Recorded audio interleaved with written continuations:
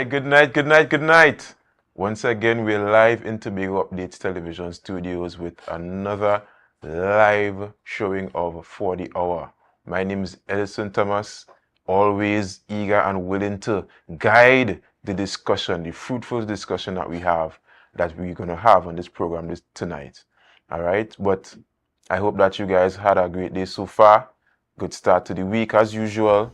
Good productive start to the week as usual. We're coming up on 110, so we know, the 100 days of January almost finished. All right, we're almost to the end. We're on the 98th day, because we have a few days again, right? So we know we have some people holding on strong there until I'm 110, but it coming a few days again, and we to the end of January. All right, but with some sad news, we for the past couple of days we have had some of our really icons in Tobago have passed on. Today we would have Miss Kanata Bob. Yesterday we would have had Pastor Rollins Bacchus, pastor in Lambo Church of God. We want to send condolences to the families of the two, really and truly, this year we have seen some real stalwarts in Tobago for the culture, for the community. Even in the churches, we have seen some real stalwarts in the communities pass on. And we do have them forever, but we want to wish the families all the blessings and comfort grieve as they grieve at this time. All right. One of the other things that when stalwarts pass on, it pains me every time a stalwart of community and really for Tobago passes on, is that they are another person that would not get to experience Tobago really living up to its full potential. Tobago not having its opportunity, all right, to chart its own path and make its own destiny, all right. And it always pains me that every time another stalwart goes, is another person that will not get to experience that. And so it brings me to wonder at what point, or how many other stalwarts would have to pass on, how many other contributors to Tobago, or Tobago's history and Tobago's culture and Tobago's politics and economy, how many more would have given service to Tobago would have to pass on before we fully realize this. All right. And I said that to say is that we're leading on to the topic tonight as Tobago's autonomy. Is this finally it? Are we finally close? Is this the moment? Are we going to finally realize the goal that so many Tobagonians have been dreaming of and wanting for many decades now? And I'm saying decades because it has been decades since we really wanted the power and the ability to make decisions for ourselves and chart our own course.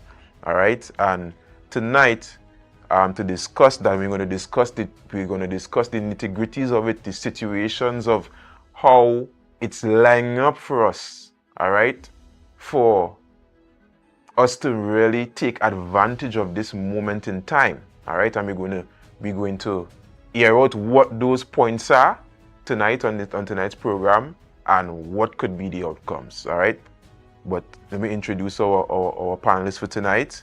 We have three members who are no strangers to the show. Always enjoy the conversations with them. We have Mr. Barry Nelson, political activist. We have Mr. Curtis Douglas, the president of All Tobago Fisher Folk. And we have Mr. Max James, former Secretary of Labor in the Tobago House of Assembly. All right, and we have a surprise guest coming on again, who's to come on later, who is no stranger to the show. All right, I ain't gonna name him now, but we gonna come on, you gonna see him. All right, so at a high level, fellas, is this how hopeful are you that this moment in time, or this time when the bill is to be brought before Parliament in the middle of this year, as stated by Dr. Rowley a few weeks ago, how confident are you, right, around in this time, that this will finally be the time that we get something tangible to pass in Parliament. Let me start with you, Mr. Nelson. Well, good night to my fellow panelists, good night to the viewers, and good night to those who are on the wide world fair. That is a loaded, very loaded question in the sense that is bringing the bill to the Parliament is one thing, but is what is in the bill. Correct. And what takes place after the bill comes to Parliament. Would they send it to a committee, or we don't know. So that is why I said it is a loaded question. But Tobagonians, you have to have some ground, so to be some foundation, that for us to go forward in this thing. And go forward with this autonomy that every time it looks so close, but yet so far. And one of the problems that things look so close and look so far is that we need to get the politics of Tobago correct. When I say the politics of Tobago correct is that right now, Tobago, quote unquote, do have a independent voice as far as if that goes to the Parliament. Because we have the representative for East and West does not belongs to the PNM. Right. And as you know, they have to go, they have to vote collectively, and whatever the PNM says, they have to vote accordingly, even though they are representative of Tobago East and Tobago West. And then we have the UNC who control the other seats in the Parliament. So as far as it's concerned, Tobago don't have a voice, an independent voice, so to speak, in Parliament. So we have to get that politics right. We got half the politics right in terms of where the Tobago election concerned, and I must compliment the Tobago public in voting overwhelmingly against the PNM.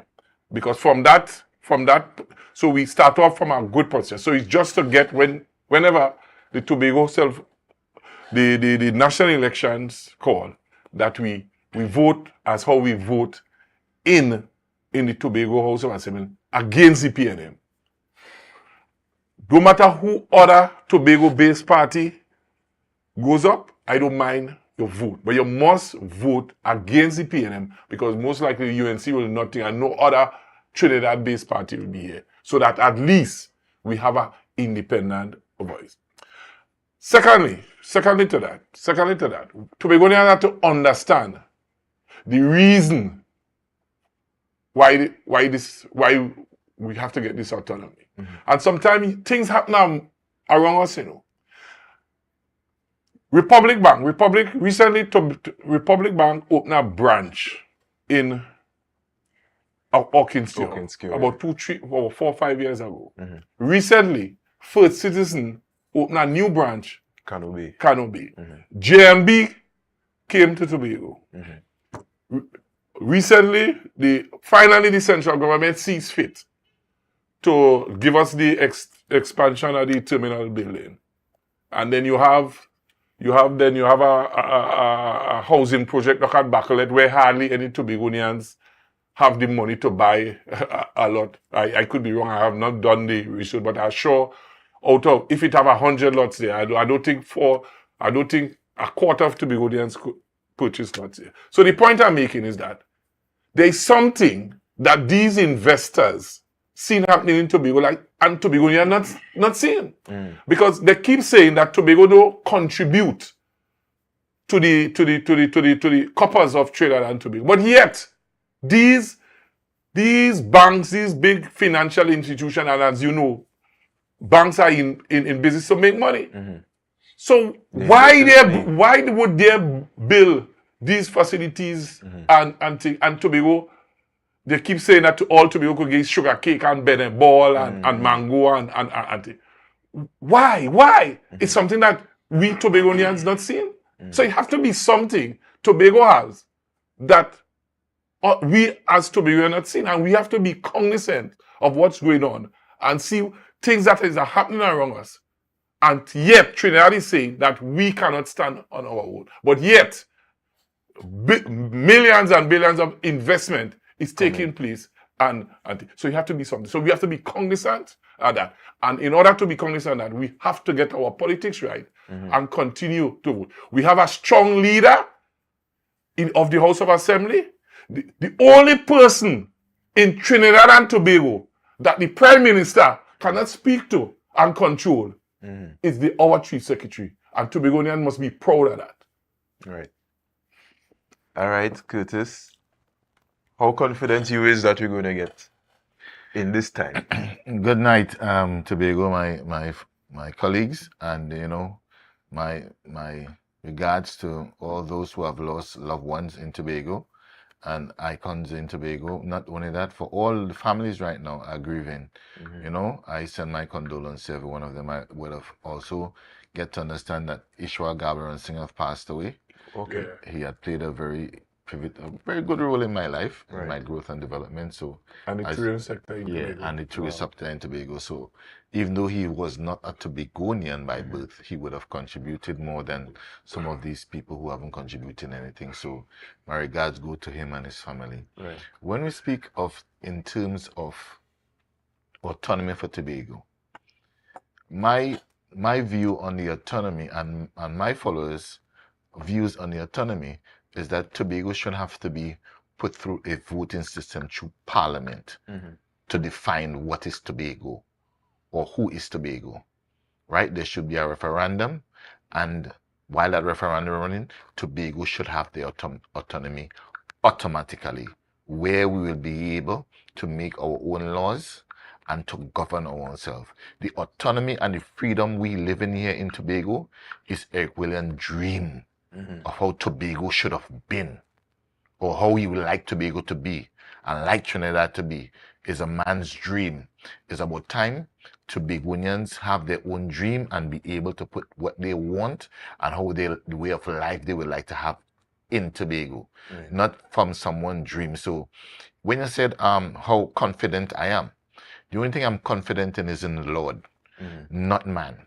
Right? So because a politician see one thing today and do a next thing tomorrow. So confident? No, I'm not. But what I'm saying, Tobago needs to, it should have an opportunity where the opposition should vote or the leading party should vote for to define Tobago. That is Tobago privilege. Sorry, from what I'm sitting, you know what I'm saying? I'm saying a dictatorship system, right? Look, for example, when you look at United States of America, it's called United States. So you have Chicago with their own rules, make their own laws. LA make their own laws. So why it is, if it is Trinidad and Tobago, we can have the same privilege to make our own rules and own laws. Suppose we would like to say, well, okay, we are inviting business people and we are not going to pay, you're not going to pay taxes for the next 5 years to help build Tobago. But that must pass through Trinidad before it could reach Tobago. So Trinidad have to continue. And it will get shut down in Trinidad every time. So I'm saying, I don't, this thing where we have to go through and have a vote, that is not democracy. That the way the system is made up is not democracy. Secondly, as Mr. Nelson would have said, you have two representatives that is a yes person. I call your name yes. You can't even think for yourself, because I'm not hearing any one of them are making any suggestion for Tobago growth and development, for Tobago to be able to make their own process. Everything we do in Tobago have to be approved by Trinidad. What I'm saying here, I'm not speaking on the behalf of any political party, none. I'm speaking on the behalf of Tobagonian, and from where I sit as a fisher folk. We have Bajans coming in our boat, in our water, doing what they want, and we have to wait. Trinidadians saying it's okay, and we are here suffering. So I'm saying to you, the fact that we have to go to Parliament shows me or give me a clear roadmap that the Prime Minister do not want to give us autonomy, because that bill cannot help us to do the things that we want to do. We must be able to make our own law, have our own superintendent. So if we say here in Tobago, there will be no bearing of arms. Right? No bearing of arms. So you could see police walking on the road without a pistol. Okay? We can't do that as it stands. We cannot do that as it stands. We have to live the dream from since 1976 to now of a Trinidadian, right? Dream, how he thinks Trinidad and Tobago should be. And right now we are fighting in a barrel, right? Just to get freedom of decision making. There's an old saying, when you can't make a decision, someone will make it for you. And that is what is going on here right now. So all decision making and processes are coming from the cabinet of Trinidad and Tobago. And you cannot tell me it's Trinidad and Tobago, but yet still you cannot define Trinidad and you cannot define Tobago. So I'm saying all of this rubbish where they're talking, right? We need not to go to parliament to have this autonomy. That should be given automatically. United States, we have everybody following because there's a federal body, right? Right. So even when they in certain states, you see where they want to ban Trump from contesting elections, we must be able to do that, right? We must be able to do that. But what they would have done, they would have encompassed in a barrel where they are the one that pulling the strings of the crabs, right? So no matter what you do, we have to run back to them. Tobagonians should be able to make their own decision for the benefit of them, the future, and the children. If Trinidad make a bad deal or a bad decision, right, affected. Tobago will suffer the brunt. Tobago didn't make that decision, and Robinson would have tried. Winston Murray and Mr. Charles. But you know what? Mr. Charles have died. And all of these people would have passed. And we still haven't got that freedom and that privilege to do as Tobagonians would like to do for the economy and for the well-being and education. We don't even have a university because we don't have a say. The airport is building by finance in Trinidad. And we can't say we had to wait till they give us a joint to build this. That's what I'm saying.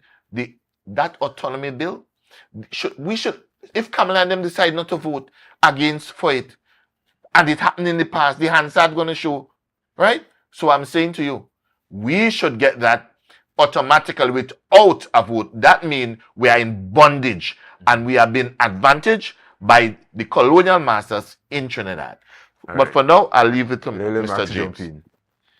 Max, I mean, you were part of the administration, Mr. Charles, and you know the fight, in and out, right? And you've been here many times before.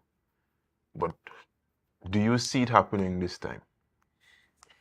Well, thank you, Mr. Moderator, and good night to my colleagues on the panel tonight, and good night to all of Tobago and wherever this program is being heard. Now, I can't see. It's difficult to see with the Prime Minister. Sometimes, like he has done in this case, because he has dropped this autonomy, this Constitution Committee, like on us like a thief in the night. It wasn't signaled. I can't remember on the news or any special news conference the Prime Minister would have had to tell us that what he was going to do. To me, it came like a thief in the night. To me, it reeks of political opportunism. So I'm searching to understand the politics behind it. But I suspect it has come at a stage where he might report to the nation, look, I have set up this committee and this is the autonomy that Tobago will get, and this is how Trinidad and Tobago will be governed. So I think it's opportunistic, and it doesn't fit well with me in terms of how it has all been determined by the Prime Minister. We see the committee having only a mere 3 months, I think it is, to report. I don't know for sure whether a good constitution, a new constitution for Trinidad and Tobago could be done within 3 months. I somehow think it might be rushed. I think, as usual, Tobago will not get what it wants to have. And we already have a parliament that outnumbers us. We have a situation where, because of that lopsided parliament, they will determine what happens for us. Now, I want the young people who are listening, when Eric Williams and APT James and the rest of them went to Marlborough House in England, they did not tell Dr. Williams and the rest of them, look, this is how your constitution should be.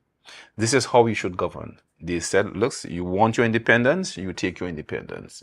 You go and make your laws, determine how you want to live, and we will be fine with that. Eventually, they removed the Queen, and we have a president that, as at the head of the state, right? Thank you for that. So that, on the contrary, we have a parliament that determines what happens in Tobago. We are saying we don't want that. So that I think what should happen, even though Mr. Charles and this present executive council have in fact submitted certain submissions or changes to the bills that are before Parliament, we don't know what those submissions are. We don't know it right now. And a lot has passed since over the past 2 years. A lot of things have changed, and I don't know that we could go with what has been recently submitted, perhaps over the last year and a half or 2 years. We don't know what has been going on behind the scenes. All we are hearing, this has happened, and what is being discussed at the Joint Select Committee, we don't know for certain what those changes and recommendations are. Right. And I feel, as a citizen, I feel I'm aggrieved at that. I feel that I'm not part of the process, and I should know. Yeah. Right? So that we are talking about a lopsided parliament, and I don't want a system where Trinidad determines how I should live, because we don't have the opportunity to determine how they live. And the rules that they employ, the rules that govern the society in Trinidad. On the contrary, we see that 39 persons decide how we should live. So that brings me to a very seminal and important point, is that what should be submitted to the parliament, and I hate to use the word submitted, but that's where we are, is a very simplified bill that determines only the relationship issues between the two countries, Tobago and Trinidad. They go back to Trinidad, determine how they want to live by their rules and their laws, and we come back home and determine how we will set up our own parliament and how our society should be run. And the relationship issues will perhaps involve the immigration issues, maybe federal issues, if you want to call it a federal arrangement, finance and stuff, part of that, and those kinds of things. So that I think the Chief Secretary and his colleagues here should determine, look, what we want to see is just a simplified bill only to determine how Tobago and Trinidad should operate in this relationship. And finally, for this part of the discussion, I want to see a name change, because you've been hearing over the years Trinidad and Tobago. I once asked a friend of mine in Trinidad, would the name to be changed to Tobago and Trinidad, would you like that? What if the capital of the country was placed in Tobago? Would you like it? No, she wouldn't like that. And so you see, and once you hear Trinidad and Tobago, it builds up a certain kind of, it conjures up in your mind a certain superiority of the first name. This is why the United States and their founding fathers said, listen, we wouldn't have it like Texas and Florida and Georgia and the long other 50-something members. Just the United States. No one comes before the other. So I think in this constitution reform, because I don't know whether this submission I'm making tonight will have that kind of effect to just discuss the relationship issues, but we should have a name change, where no country is called before the other if we want to stay in the relationship, right? It can't be Tobago and Trinidad or Trinidad and Tobago. Those names could stay as a constituent part of it. However, we might want to call it by a different name so that there is no superiority or first and then second or one behind the other. Right. That tells us that we are unique and that we really truly have equity in terms of how we are called and how we will eventually govern ourselves. But I think that, guys, that a simplified bill that determines only the relationship issues between the two countries, Tobago and Trinidad, and then we'll come back home, and they go back home and decide, well, listen, this is how we want to live. And we'll come in the center and determine what the relationship should be. Right. And I remember, and this is very important too, because I remember a time Mr. Douglas came on, and he would have said, and this speaks to the differences that we have on the island. We deal with different problems and different issues. He would have said, every time a fisherman go to the gas station to get gas, he breaking the law. Because by law, you're not allowed to go to the gas station and carry gas from the gas station to your boat. But in Tobago, Really? Yeah, that's against the law. yeah, it's against the And law. they sat in Parliament of Trinidad and Tobago and passed that law without any consideration for Tobago and Tobago fisher folks and the livelihood of Tobagonians. So police officer can charge of. Yes, you put it in your back of your car, your van, So you are breaking the law. so if I want to get gas for my waka, and I fill a The container. waka may be different, but for fishing purposes, Yeah, because Fishing you're purposes. carrying certain But volume. we gotta be fair that Yeah. we have fisher folks in Trinidad to them go through the same experience. the difference, if you're talking fair, Mr. Nelson, let's talk fair. Trinidad have ports. They have Trinidad ports have jetties. and marinas. What we have, you take a boat and go and fill up anywhere in Tobago You can't on do it. a pier there, and It's- tell me you will now come back and tell me that fair.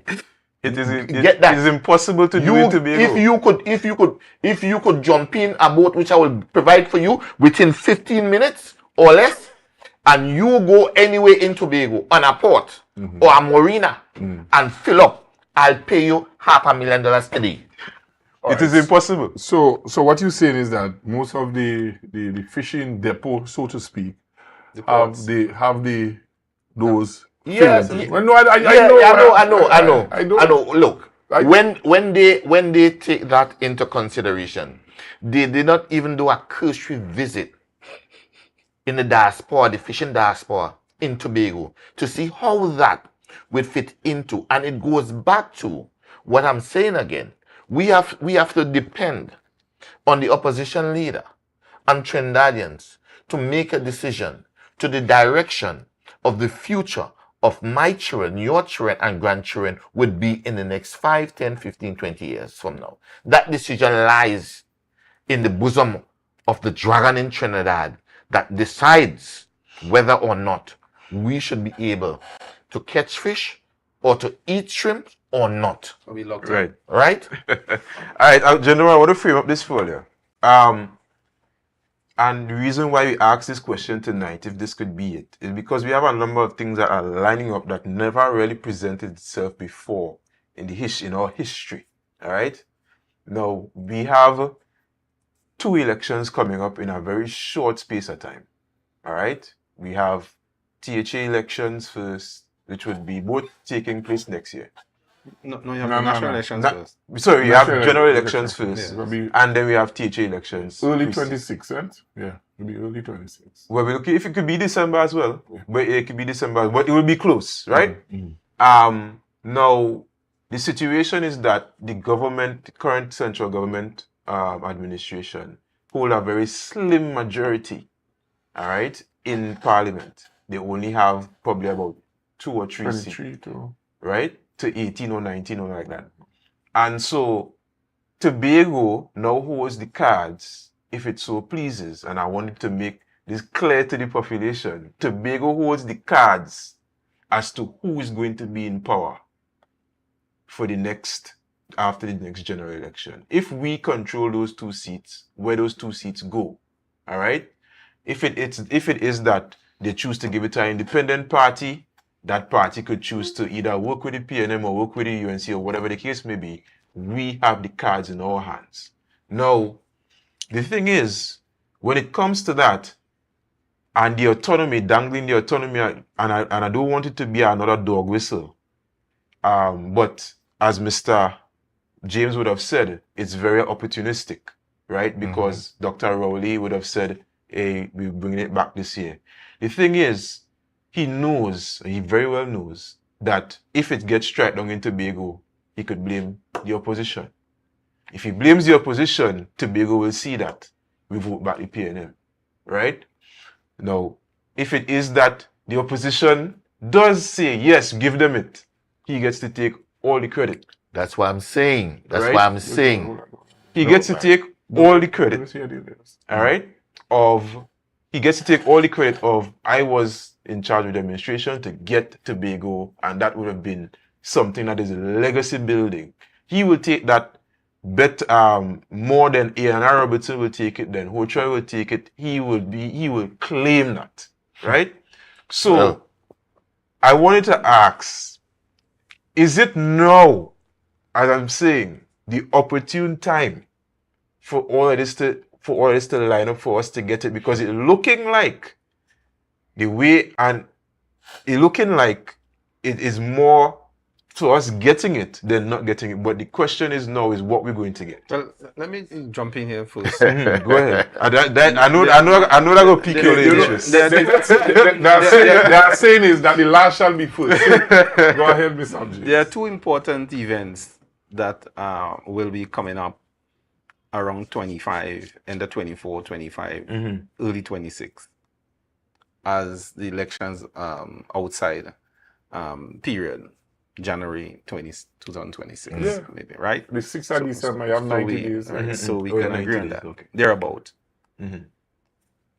If the Constitution amendments go the way Dr. Rowley wants, perhaps foresees, he will take credit for it. Yes.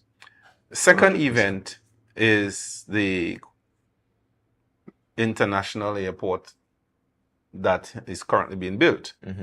He will take credit for it. Those are two significant events, in my view, that the Prime Minister and the PNM will take to the population. And there's no getting away from that. All right? So, all being told, it might be a Herculean effort to unseat the PNM, perhaps in Tobago. All right? I'm seeing that. That's how I'm reading it. One thing to add too, if it does get through, we have an immediate election right after. Correct. And that's a whole different ball That's game. a whole different ball game. But the thing is, that I want to propose another thing. I might have escaped me in my short notes here. And this is one of the things that our representatives from in Tobago here, not the two parliamentary representatives, should plug for, is that no political party in Trinidad should take part in any elections in Tobago. It's a very serious matter. And therefore I'm recommending that is an idea that should be pushed very, very, very robustly, where it should be put on the table that no political party in Trinidad or originating in Trinidad should take part in any elections in Tobago, be it national or Tobago House of Assembly elections. I think it's unfair to us because we are in fact entrenching the lopsidedness of the parliament, and there's nothing to be gained from that arrangement. And I think it's a very serious matter that all Tobagoans should consider and speak out against. Right. We had to take a break real quick, and we will come back and continue the conversation on Tobago's autonomy. Could this finally be it? All right. Stay tuned. We'll be right back. It's a different type of thing down there. And we party till we drop down there. With a lot of pretty girls down there. Down in Tobago. You can now get whatever you need whenever you need it anywhere in Tobago with Tapago. Your meals, medication, groceries, and shopping all delivered directly to you. No more hassle, no more stress. Get the Tapago app today on Google Play or Apple App Store. That's TAPPOGO, and let us deliver to you. Check our website at www.tapogo.app or call the experts at 494-TOGO and 484-4746. Tapago. Relax. We will get it to you. Tapago's at your service. Hey, hello guys, welcome. Come have a seat. Oh, this is so stylish, and I love the fabric. Darlings, you must tell us where you got your new furnishings. We got them locally at Standard. They've got new chic European furniture, crafted from high quality material. Oh, Standard? No, it's Standard, their brand new Hive collection. Experience luxurious European furniture at a price you will love. The Hive Collection, now exclusively available at Standard.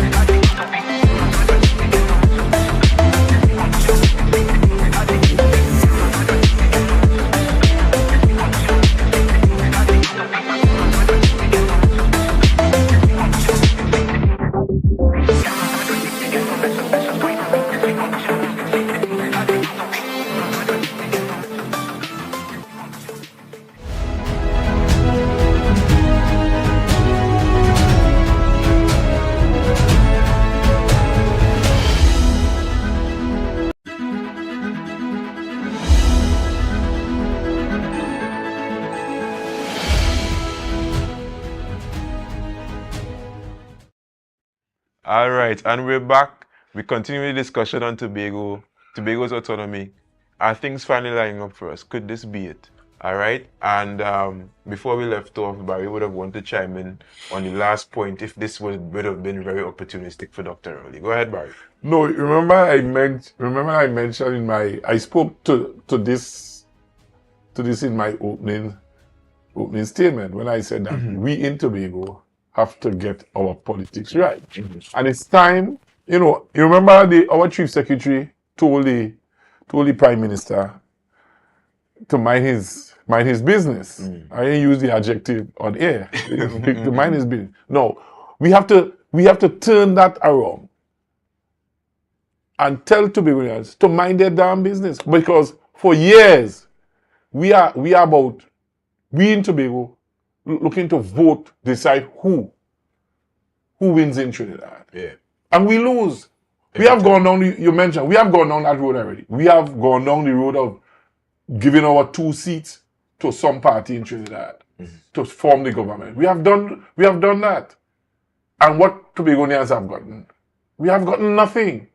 So we are to keep out of Trinidad business. Let Trinidad decide who government they want down there, and we will keep our 2 seats for that we could go and speak on our autonomy. So in other case, because if we give the PNM our 2 seats, most likely the UNC would not vote for the thing, because they say, well, okay, we allow them to be in opposition. If we go with the UNC, the PNM will not vote, because they will say we allow them to be in opposition. So as our chief secretary said, I want to twist it around. We will decide who we voting from a Tobago base. Right. So Tobagonians, I want to turn it around from the chief secretary, telling her to mind his damn business to Tobagonians in the context of the question that you asked. Tobagonians, let we mind with damn business, let Trinidad see about themselves, and we see about ourselves. So when time to come to vote, we have our independent thing, aligned to no party represent. And the only party with the acronym is the Tobago People Party. Right. And like I just see it after every show, eh? Tobagonians mind your business. Mind your when it's time for me to mind me. We have gone down those roads already. Well, let me let Lance jump in. Lance, what are you thinking? We thinking we're getting it this year, this time? What are you thinking? What's your thoughts? I think one of the challenges, and I want to use an article for us to identify what is autonomy. I want to read just an excerpt of an article from the Express. It's dated October 20th, 2023. And the headline is written by Ria Tate. Government terminates lease for office earmarked for DPP but never used. After spending $55 million on a building in Port of Spain that was never occupied, the government terminated the lease at the end of September 2023 because the Director of Public Prosecutions, DPP, refused to move in. Mm-hmm. That is autonomy. The government did not have to seek any approval from Tobago. The government of Trinidad and Tobago had to seek no permission from Tobago in order to spend that money. To waste $55 million. So that is autonomy. Then I want to just quote from another article from the Newsday, Friday, 23rd June, is written by Jada Lutu. A complaint by the Environmental Management Authority, EMA, over the Tobago House of Assembly failure to get the requisite approval to start road works for the Shervans-Torbay Local Connector Road at Friendship Estate will proceed in the High Court. And I'm just going to, last month, the EMA approached the High Court with its complaint that the Assembly did not get the requisite approvals to start the road works and obtain the injunction to stop any continuing work on the project until a certificate of environmental clearance application was lodged and approved. That is not autonomy. Mm-hmm. Autonomy cannot entail where I in Tobago needs to seek approval from an entity resident in Trinidad for works in Tobago. Mm-hmm. Am I confident if at the end of the day that whatever is even being proposed in the parliament, if at the end of that proposal, these two situation continues where Trinidad can spend when they want and Tobago must get approval from Trinidad to engage anything that is within the interest and welfare of Tobago, that's not autonomy, and therefore we would have failed even what was proposed. Right. Correct. So we have, in other words, we have to mind our. We have to mind it. Yeah. Thank you. What I wanted to ask also, the tactic seemed a little iffy for me because, as Mr. James said, we don't currently know what changes will be because the Chief Secretary did come out and say it's not a new bill. There were changes and amendments that were recommended by one Mr. Ochoa Charles. I'm not sure who else was involved in the process. That was sent to Parliament for those amendments to be made, right? But we don't know currently as the public what changes were meant. That's correct. It wasn't aired out in the public what changes we would have liked to see, right? In an official manner. I mean, everybody was giving their 2 cents, but there wasn't no symposium, no conference, nothing at all, no public discourse about what changes we would have liked to see, but yet we're seeing changes going down. We're hearing changes. Well, yeah, we're hearing changes going down. And let me just say this. I will be sure. And the problem, and I think what happened is that, you see, Ochoa was in the seat as Chief Secretary, have to run the assembly. And he would have had the problems that he would have to experience in delivering to the people of Tobago. And I guess now, Mr. Farley, being Chief Secretary, he in the seat now. He experienced hands-on the problems that he have to encounter in order to do things in Tobago. So therefore, it necessitates that he have to bring changes. Just 2 years, and he see that you are Chief Secretary and you have no power. I don't mind the changes, but I can't buy that argument at all. I don't mind the changes. The changes are fine. We must have the changes. The changes are but we are seeing a lot of things have happened since the bills were sent to Parliament. 2 years. And even if the Chief Secretary and his team want to make changes, that's quite fine too. Yeah, that's great. But I think that we also have an opposition in the House. And I think they are all Tobago representatives. And if you're going to make significant changes to a bill that will affect all of us, I think that those changes will have more traction had they come to our parliament here, trashed out, and you have the voice of the people backing you in respect of what is finally being sold to the JSC. And I think that is a mistake. No, Max. No. I don't want you to correct me. I'm saying that that's the proper way. That's how democracy works. Even if they would have had special sit-ins. Yes, I think that you would have had the backing of the people because you have basically 14-1, right? And that speaks for itself. And whatever the numbers, even if there was 15-0, you have a duty to come to the people and say, listen, because of the mere fact that a lot of time has passed, a lot of things have come that we want to consider. Even like some of the things I iterated here tonight.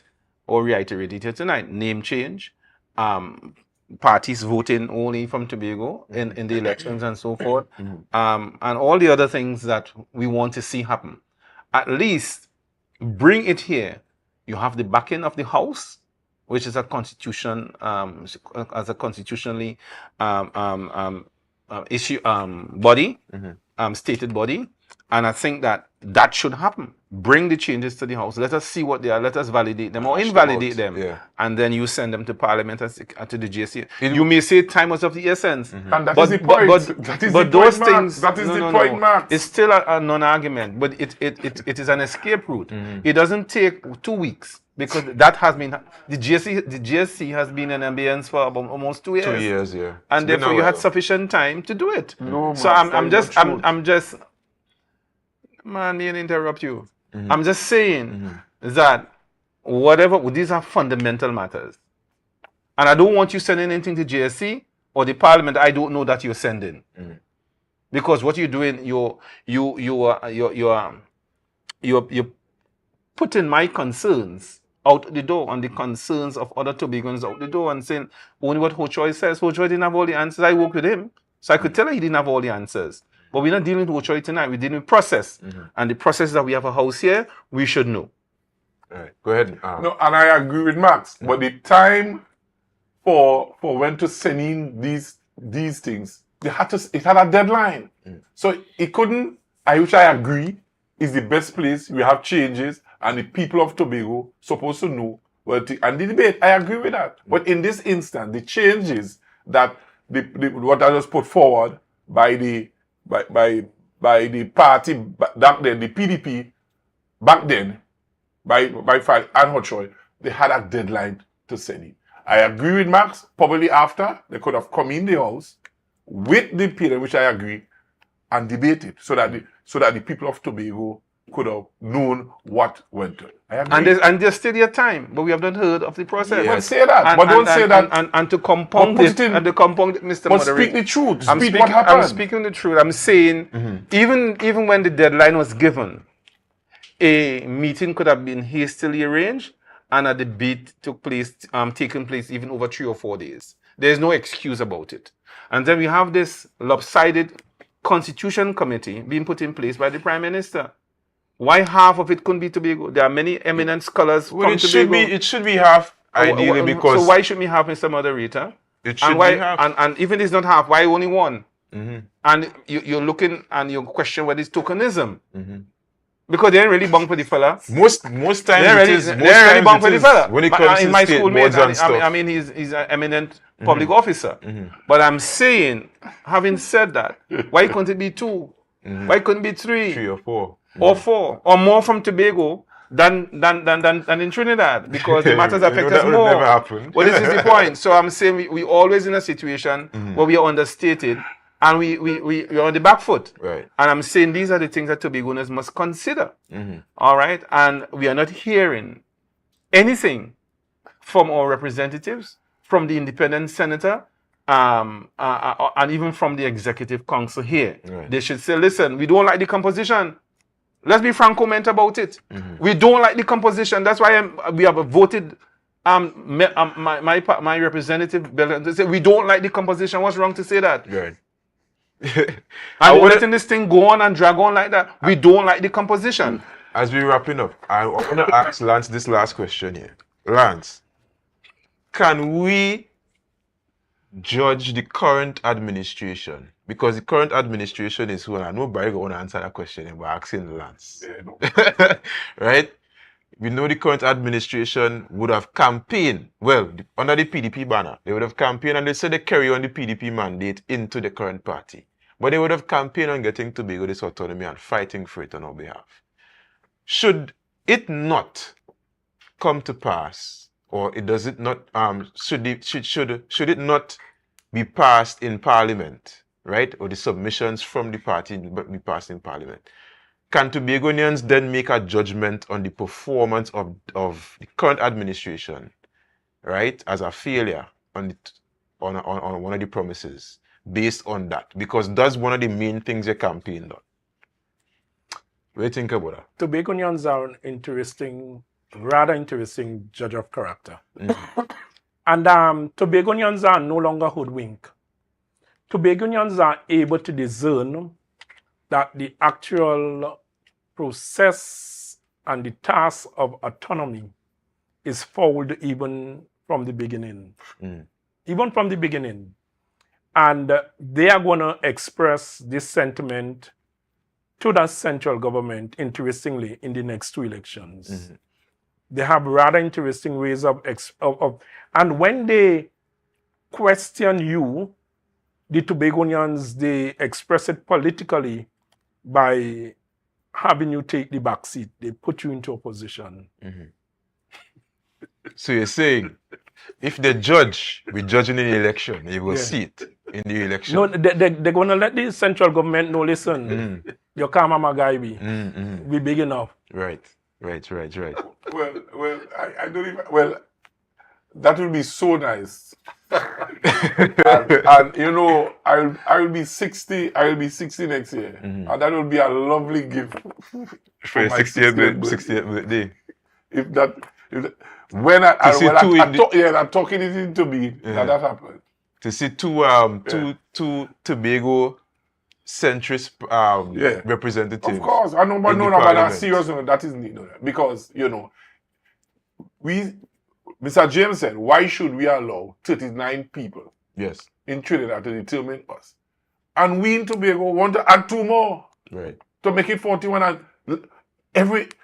and then the whole 41 determine what's in Tobago. So that's what I'm saying to you. We have to get the politics of Tobago correct. Right. And mind with damn business. I think more and more Tobagonians have been seeing that, right? When they ask them to defend Tobago, they see it. When they ask them to attack, they see it, right? So I'm hoping that Tobagonians really taking the mantle, watching, being cognizant, and minding our own business, all right? But we have come to the end of our riveting discussion tonight. I really enjoyed this one tonight, fellas. I want to thank you guys for coming out once again and answering the call to continue carrying on this discussion. We want to, we at the studio here want to continue this discussion. We need to harp on it up until the point where these bills are brought into Parliament. One of the things, let me suggest this to the producers one time. We need to get somebody who is against, who is vehemently against, and who is for the autonomy, and we need to get them on the program. We need to have a good debate on it. All right? So that should be an idea for one of the programs coming up, all right? But until then, All right?